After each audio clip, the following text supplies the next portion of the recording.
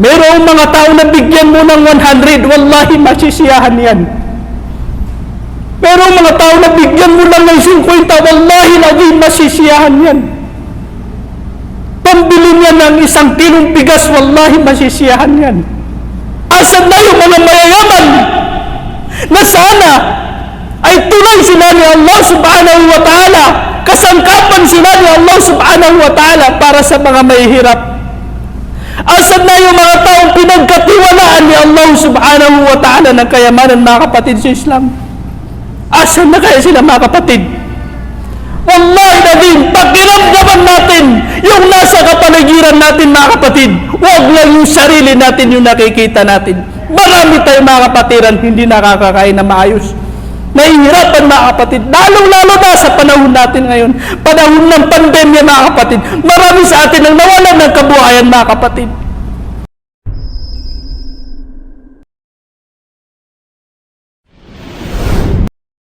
Mga kapatid at magulang sa pananampalatayang Islam, kabilang sa mga hikma, mga wisdom ng pag-aayuno sa buwan ng Ramadan ay ang upang maramdaman ng mga mayayaman, upang maramdaman ng silang may mga kaya sa buhay. Ang nararamdaman ng mga mahihirap sa tuwing kumakalam ang kanilang sikmura dahil sa wala silang makain, dahil sa kahirapan. Ang buwan ng Ramadan ay buwan ng awa at habag. Sa buwan na ito, mas dapat na higit lalo tayong magkakaroon ng awa at habag sa mga mahihina, sa mga mahihirap, higit lalo sa silang mga halos walang makain. Ipinapadama ni Allah subhanahu wa ta'ala sa buwan na ito sa silang may mga kaya ang pakiramdam ng mga mahihirap na halos hindi makakain. Mayroong mga tao na nakakayanan nilang nasapin ang sarap ng kanilang mga pagkain. Nakakatulog sila ng maayos, nakakatulog sila ng mahimbing. Samantalang ang kapitbahay ng Muslim, kapwa mananampalataya sa Islam, ay matutulog na gutom dahil walang pagkain. Hindi ganap na mananampalataya ang isang tao na kaya niyang matulog ng mahimbing, samantalang alam niya na ang kanyang kapitbahay na kapwa niya mananampalataya ay walang makain. Kung mayroon naman din siyang kakayanan na pagkalooban kahit konti, depende sa kakayanan niya ang kanyang kapwa mananampalataya na nahihirapan. Mga kapatid sa pananampalatayang Islam, kung hindi iiral ang awa at habag sa mga mahihirap, kung hindi dito iiral sa buwan na ito, sa buwan ng Ramadan na ito, kung hindi dito iiral ang awa at habag sa mga mahihirap, kailan ito iiral, mga kapatid? Kailan ito iiral, mga kapatid, kung hindi ito iiral sa buwan na ito na kung saan nararamdaman na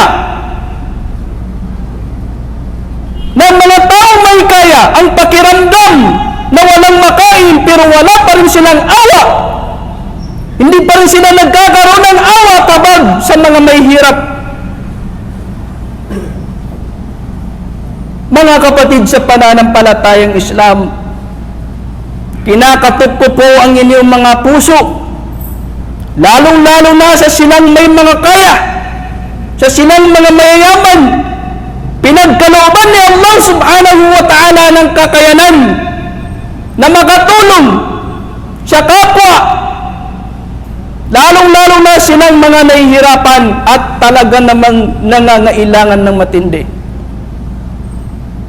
Alamin natin mga kapatid na ang pakikitungo sa mga mahihirap ay maaaring maging tulay patungo sa paraiso. Pwede ring maging tulay patungo sa naglalagablab na apoy ng impyerno ni Allah subhanahu wa ta'ala.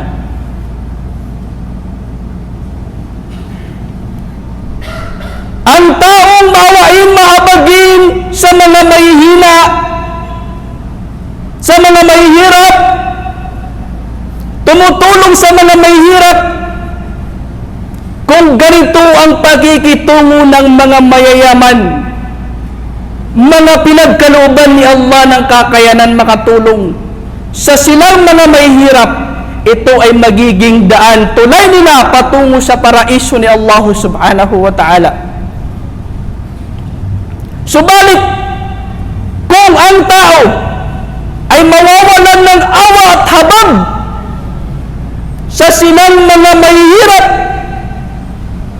katulad ng mga taong mga matapobre, mga taong walang awa, walang pakialam sa silang mga mahihirap, mayroon silang kakayanan makatulong, pero hindi man sumasali sa kanilang puso at isipan na mag-share sila mula sa mga ipinagkaloob sa kanila ni Allah subhanahu wa ta'ala.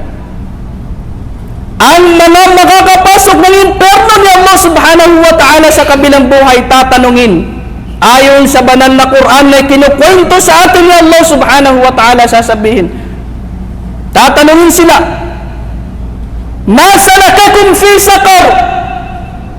Qalu lam naku minal musallin walam naku nut'imul miskin. Tatanungin ang silang mga makakapasok ng impyerno ni Allah subhanahu wa ta'ala, bakit kayo nagpasok ng impyerno? Sasagot silang mga makakapasok ng impyerno, lam naku minal musallin, nagpasok kami ng impyerno dahil hindi kami nagsasala nung kami ay nabubuhay pa sa mundo. Yan ang unang-unang idadahilan ng mga makakapasok ng impyerno. Bakit sila nakapasok ng impyerno? Dahil sa hindi sila nagsasala nung sila ay buhay pa sa mundong ito. Pangalawang idadahilan ng mga makakapasok ng impyerno, walang nakunut'imul miskin, at wala kaming pag-ialam sa mga mahihirap. Hindi namin pinapakain ang mga mahihirap. Wala kaming awa, wala kaming habag sa mga mahihirap.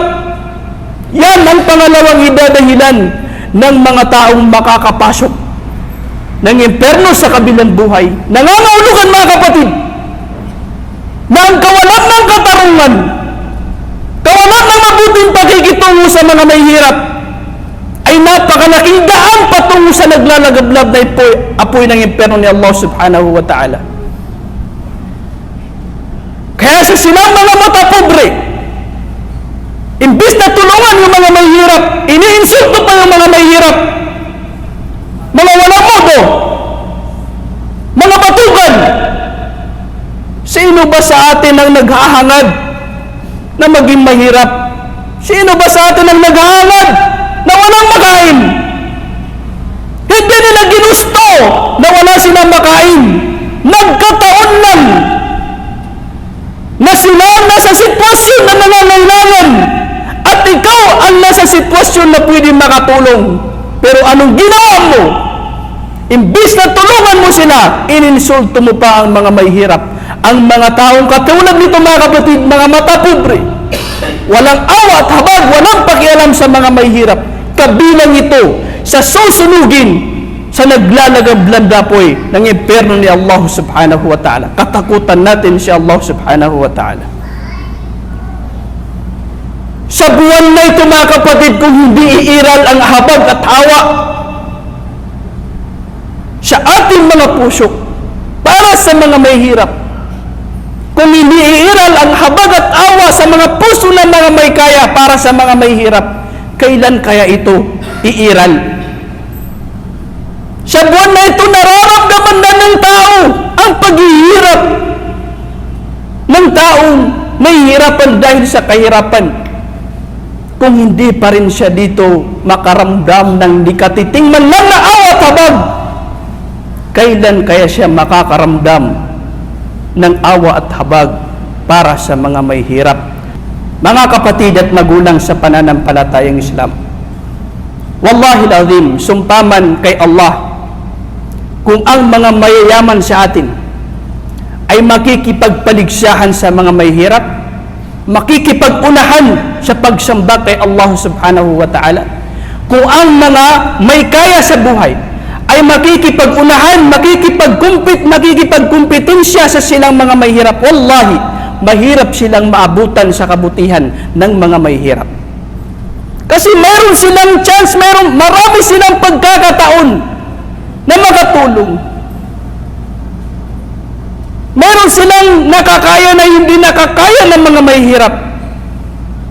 Maging ang mga sahaba ng mga mahihirap sa kapanahunan ng Propeta Muhammad sallallahu alaihi wasallam ay dumarating kay Propeta, humihingi sila ng payo, humihingi sila ng suggestion kung paano nila maabutan ang mga mayayaman. Kasi yung mga mayayaman, nakakapagsala sila katulad ng mga mahihirap. Yung mga mayayaman, nakakapag-ayuno tulad din ng mga mahihirap. Pero yung mga mayayaman, nakakapagpapalaya sila ng alipin, nakakapagsadaka sila, nakakatulong sila sa kapwa sa pamamagitan ng kayamanan nila. Pero yung mga mahihirap, hindi nila yung kayang gawin. Kaya yung mga mahihirap dumating sa Propeta sallallahu alaihi wasallam. Ipinayo sa kanila ng mahal na Propeta ang gawain na sa pamamagitan nun ay maaabutan nila ang mga mayayaman. Ano ang payo na yun, mga kapatid? Ito yung pagtatasbih. Subhanallah, subhanallah. Alhamdulillah, alhamdulillah. Allahu akbar, Allahu akbar, Allahu akbar. Ito yung mga zikr natin sa tuwing tayo ay nakakapagtapos mula sa pagsasala natin na obligatory prayer. Yun ang ipinayo ng Propeta sallallahu alaihi wasallam.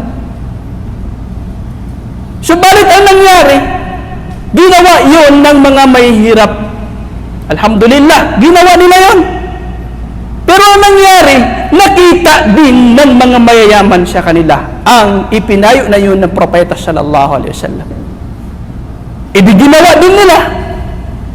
Ginawa din nila yung ipinayo ng Propeta sa mga mahihirap na gawain na sa pamamagitan nito ay maabutan nila ang mga mayayaman. Ganito ang mga sahaba.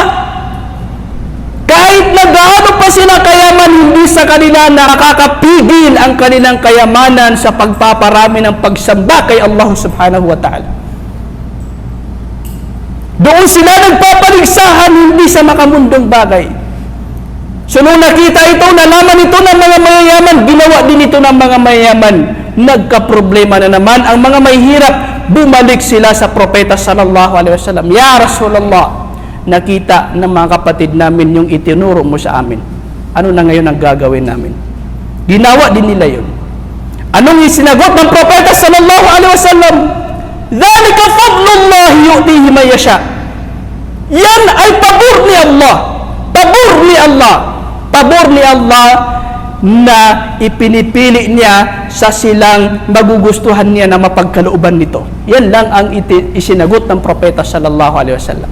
Nangangahulugan na sa parting ito, sa puntong ito, ay mahirap maabutan ang mga mayayaman. Mahirap maabutan ng mga mahihirap yung mga mayayaman kung ang mga mayayaman ay makipagpaligsahan sa pagsamba kay Allah subhanahu wa ta'ala. Allahu Akbar. Tingnan natin itong mga bansang mga generous, mga mapagbigay, katulad ng bansang Saudi. Every Ramadan, maraming bansa ang pinapadalhan nila ng tamar. mga kurma, mga dates. Allahu Akbar. Maraming bansa ang kanilang natutulungan, mga kapatid sa Islam. Maraming ulama ang kanilang natutulungan. Maraming mga duat ang kanilang natutulungan. Maraming mga masjid ang kanilang natutulungan. Tingnan natin yung kanilang kalagayan. Kapag Ramadan, ang mga mayayaman nakikipagpaligsahan sa pagpapa-iftar. Sila pa yung nagbimisto ng magmamakaawa. Kapatid, dito ka na mag-iftar sa akin. Ito kapatid para sa'yo. Dito ka na mag-iftar. Kasi alam nila kung ano yung kabutihang napapaloob sa pagpapa-iftar ng tao. Nag-aayono sa oras ng iftar. Kung ikaw ay mag-aayono, isang ayono lang yung makukuha mo. Pero kung dadagdagan mo yan ng kabutihan, magpapakain ka na nag-aayono, isang tao nag-aayono sa oras ng iftar, ipagkakalob siya ni Allah subhanahu wa ta'ala yung reward na katumbas ng kanyang pag-aayono na hindi mababawasan ng kanyang reward. Kung 10 katao ang mapapakain mo araw-araw sa buwan ng Ramadan, i-multiply mo yun. Ipagpalagay natin 30 days, edi 300 na reward na katumbas. Ang reward ng pagkakaroon sa iyo ni Allah subhanahu wa ta'ala ay katumbas ng 300 na pag-aayon. Paano natin maabutan? Tayo 30 days lang. 30 days lang yung nakaya natin. Paano natin sila maabutan, mga kapatid? So itong ginagawa ng mga mayayaman sa Saudi, sila pa yung mga taxi, sila pa yung kapatid, dito ka na kapatid. Nag-aabang sila sa mga street, mga kanto-kanto. Inaabangan yung mga nag-aayono. Pinamimigay yung kanilang pa-iftar. Doon sa Saudi, ang nagpapaligsahan ay yung pagbibigay. Dito sa atin, ang pinagpapaligsahan natin dito ay kung sino yung makarami. Paano tayo uunlad, mga kapatid? Yung daan patungo sa kaunlaran ay wala sa atin. Napakalaking daan tungo sa kaunlaran ng pagbibigay, pagiging generous, mga kapatid. Wallah, kung magbibigay ka ay imumultiply pa yun ni Allah subhanahu wa ta'ala. Susuklian pa yan sa yun ni Allah subhanahu wa ta'ala. Actually, yung nagbibigay, hindi yan nabawasan. Sikreto yan, mga kapatid, para lumami pa yung blessing ni Allah subhanahu wa ta'ala, maging mapagbigay ka sa kapwa. Lalong-lalo na sa mga may hirap na nangangailangan. Sikreto yan, mga kapatid. Wallahi natin, tingnan natin itong mga taong nagbibigay, mga kapatid. Hindi sila pinababayaan ni Allah subhanahu wa ta'ala. Kasi sila mukhlis, alam nila na ito ay daan tungo sa kaunlaran. Tingnan natin dito sa Pilipinas kung bakit mahirap tayong umunlad dito. Kahit yung ayuda, purpose na pinamimigay ng gobyerno para lang exclusively, para lang sa mga mahihirap. Anong nangyayari ngayon? Pati yung mga mayayaman nakikisali na rin, nakikipag-agawan na rin sa purpose. Pati yung hindi karapat-dapat na mag-angkin ng purpose ay nakikipag-agawan na rin, na nagiging dahilan na mayroong karapat-dapat na hindi nasasali kasi ikaw na mayaman ay nakisali ka pa. Paano tayo uunlad? Sa pagtanggap lang tayo magaling, pero sa pagbibigay hindi tayo magaling. Yan ang nangyayari dito sa atin sa Pilipinas. Nakakaligtaan ng mga mahihirap. Ang mga mayayaman ay lalo pang nagiging mayaman, at ang mga mahihirap ay higit lalong nababaon sa kahirapan dahil sa nangyayari sa bansa natin ito, mga kapatid.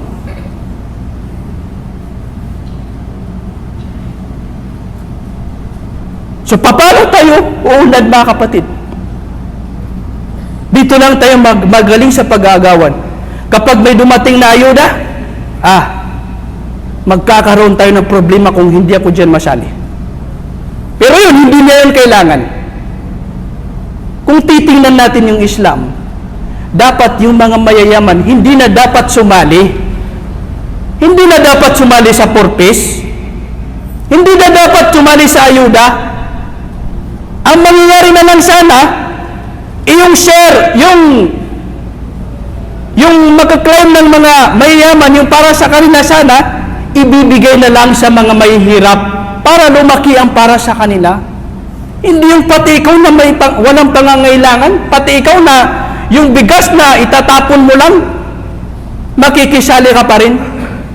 So, dito tayo nahuhuli mga kapatid sa pananampalatayang Islam. Magaling lang tayo sa pagtanggap, pero hindi tayo magaling sa pagbibigay. Ito ay realidad mga kapatid. Realidad ito, katotohanan ito. Maliban na lamang siyempre sa ginabayan ni Allah subhanahu wa ta'ala. Mga kapatid sa pananampalatayang Islam. Wallahi lazim, kung nasisiyahan man ang binibigyan sa tuwing siya ay binibigyan, kung nakakaramdam man siya ng kasiyahan, mayroong mga tao na bigyan mo ng 100, wallahi masisiyahan yan. Mayroong mga tao na bigyan mo lang ng 50, wallahi lazim masisiyahan yan. Pambili niya ng 1 kilong bigas, wallahi masisiyahan yan. Asan na yung mga mayayaman na sana ay tulay sila ni Allah subhanahu wa ta'ala, kasangkapan sila ni Allah subhanahu wa ta'ala para sa mga mahihirap. Asan na yung mga taong pinagkatiwalaan ni Allah subhanahu wa ta'ala ng kayamanan, mga kapatid sa Islam? Asan na kaya sila, mga kapatid? Wallahi natin, pakiramdaman natin yung nasa kapaligiran natin, mga kapatid. Huwag lang yung sarili natin yung nakikita natin. Marami tayong mga kapatiran hindi nakakakain na maayos. Nahihirapan, mga kapatid. Lalong-lalo na sa panahon natin ngayon. Panahon ng pandemya, mga kapatid. Marami sa atin ang nawalan ng kabuhayan, mga kapatid. Wallahi, kung ikukumpara yung kasiyahan ng natutulungan sa kasiyahan na nadarama ng mga tumutulong, wallahi, mas mainam ang kasiyahan ng mga tumutulong. Yung kasiyahan ng nagbigay o binigyan, yung kasiyahan ng tinulungan, kasiyahan na nadarama ng tinutulungan o kayong binigyan, nasiyahan lang siya doon sa ilang kilong bigas, 1 sakong bigas. Maubos yun, wala nang kasiyahan. Maubos na yun, wala nang kasiyahan. Ang tanging naririmin lang, natira lang ay yung alaala na binigyan mo yung mahirap na yun. Pero yung kasiyahan, wala na, kasi ubos na. Pero yung kasiyahan na tumutulong, yung kaligayahan ng tumutulong, wallahi, ito ang mas mainam na kaligayahan. Kasi eternal itong kaligayahan. Kahit na maubos na niya yung ibinigay mo na tulong, mananatili ang kaligayahan na ito sapagkat mayroon kang inaalala. Mayroon kang inaalala na araw sa araw na ito, sa oras na ito, ay mayroon kang napaligaya na mahirap. Mayroon kang natulungan na mahirap. Na insyaAllah ay aasahan mo yan na maaangkin mo ang reward ni Allah subhanahu wa ta'ala sa kabilang buhay. So kung ikukumpara ang kaligayahan ng tumutulong sa kaligayahan ng tinutulungan, mas mainam, mga kapatid, ang kaligayahan na nararamdaman ng taong tumutulong, mga kapatid. Kaya nga sabi ng propeta, al-yadul ulya khairun min al-yadis sufla. Ibig sabihin, ang nagbibigay ay mas mainam kaysa binibigyan. So kung talagang magpapaligsahan tayo, mga kapatid, kung mayroon naman tayong kaya makatulong, hindi naman kailangan maging absolute ka na mayaman talaga. Mayroon mga taong hindi dumating sa pagiging totoong mayaman, pero mayroon silang kaya makatulong, mga kapatid. Wallahi, mayroon silang kaya makatulong. So makipagpaligsahan tayo, mga kapatid, sa buwan na ito. Pairalin natin ang awa at habag ni Allah, habag sa mga may hirap, sapagkat ang taong mahabagin ay kinahahabagan din siya ni Allah subhanahu wa ta'ala. Ang taong walang awa, hindi marunong maawa, walang habag, hindi rin siya kaawaan, hindi rin siya kahahabagan ni Allah subhanahu wa ta'ala. Ito, mga kapatid, ay realidad. Mapagkumbabang tayo mula sa inyong kapatid sa pananampalatayang Islam, na sana dalangin ko kay Allah subhanahu wa ta'ala na maunawaan natin ang diwa ng khutbang ito, mga kapatid. Maunawaan natin ang diwa ng Ramadan. Maunawaan natin ang diwa ng pag-aayuno, mga kapatid, sa pananampalatayang Islam. Ang pag-aayuno ay hindi lang pagpapakagutom, mga kapatid. lecture ito mga kapatid, lesson ito mga kapatid, na dapat ay matutunan natin na may isa sa buhay natin pagkatapos ng pag-aayuno natin after ng Ramadan. Ipagpatuloy natin, natutunan natin dito ang magbigay sa mga may hirap. Ipagpatuloy natin kahit wala ng Ramadan. Natuto tayong huwag tumingin sa mga ipinagbabawal ni Allah subhanahu wa ta'ala. Ipagpatuloy natin ito kahit wala ng Ramadan mga kapatid. At huwag tayo maging Ramadaniyon. Iwasan natin maging Ramadaniyon. Ang ibig sabihin ng Ramadaniyon, sila yung mga tao na nakikilala lamang nila si Allah subhanahu wa ta'ala sa buwan ng Ramadan. Subalit kapag wala ng Ramadan, nakakalimutan na naman nila yung mga daan patungo sa mga masjid. Na'udhu billahi min dhalik. Kabilang sa napakalinaw na palatandaan na tinanggap ni Allah yung mga pagsamba natin sa buwan na ito ay ang may pagpatuloy natin ang mga pagsamba natin kahit wala ng Ramadan. Pero kung hindi natin ito may pagpatuloy, delikado ang mga pagsamba natin. Inna Allah wa malaikatahu yusalluna ala nabi.